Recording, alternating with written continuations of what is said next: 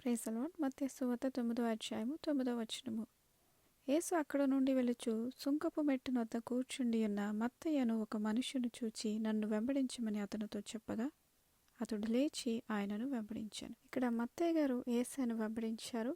అలాగే తన ఇంటికి యేసయ్యను శిష్యులను కూడా భోజనమునకు పిలవడం జరిగింది. ఇంటిలో భోజనమునకు యేసు కూర్చుండి ఉండగా ఇదిగో సుంకరులను పాపులను అనేకులు వచ్చి ఆయన యొద్ద ఆయన శిష్యుల యొద్దను కూర్చుండిరి.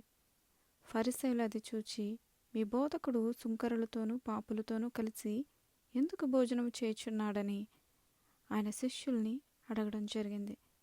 అప్పుడు యేసయ్య ఆ మాటలు విని రోగులకే గాని ఆరోగ్యము గలవారికి వైద్యుడు అక్కర్లేదు కదా, అయితే నేను పాపులను పిలవచ్చి తిని గాని నీతిమంతులను పిలవరాలేదని చెప్పడం జరిగింది.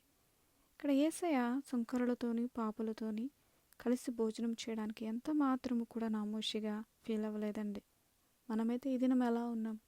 ఒకవేళ మనకంటే తక్కువగా ఉన్న వారిని చూసి హేళనగా చూస్తున్నామా, లేకపోతే వారితో మాట్లాడడానికి కానీ భోజనం చేయడానికి కానీ ఇష్టపడకుండా ఉన్నామా? కానీ యేసయ్య చాలా గొప్ప దేవుడు, ఆయన రాజు, అలాగే యాజకుడు అయినా సరే సుంకరులతోని పాపులతోని భోజనం చేయడానికి ఇష్టపడ్డారండి. మనము కూడా అటువంటి దీన మనస్సు కలిగి ఉండాలి. యేసయ్య ఇక్కడ చెప్తున్న రోగులకే కానీ ఆరోగ్యము గల వారికి వైద్యుడు అక్కరలేదు కదా. అనారోగ్యంగా ఉన్నప్పుడే మనం డాక్టర్ దగ్గరికి వెళ్తాం. ఆరోగ్యంగా ఉన్నప్పుడు డాక్టర్ అవసరం లేదు. మన యేసయ్య పరమ వైద్యుడు, మన అనారోగ్యాన్ని బాగు చేయడానికి వచ్చారు. యేసయ్య పొందిన దెబ్బల వల్ల మనకు ఆరోగ్యం కలుగుతుంది. యేసయ్య పాపులను పిలవడానికి వచ్చారండి. ఎవరైతే వారికి వారే నీతిమంతులుగా అనుకుంటున్నారో వారిని పిలవడానికి రాలేదు. ఈ యొక్క ఫరిసయ్యులు వారికి వారే నీతిమంతులు అనుకుంటూ ఉన్నారు. వారి హృదయం సరిలేదు, కానీ పైకి మాత్రము నీతిమంతుల్లాగా అనుకుంటూ ఉన్నారు.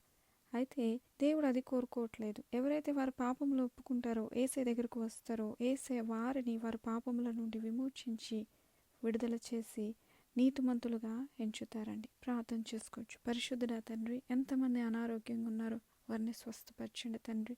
ప్రభువా, మా పాపములు కడిగి మమ్మల్ని శుద్ధి చేసి నీతిమంతులుగా చేయండి. సహాయం చేస్తారని నమ్ముచు యేసయ్య పరిశుద్ధ నామములో ప్రార్థన అడుగుచున్నాం పరమ తండ్రి.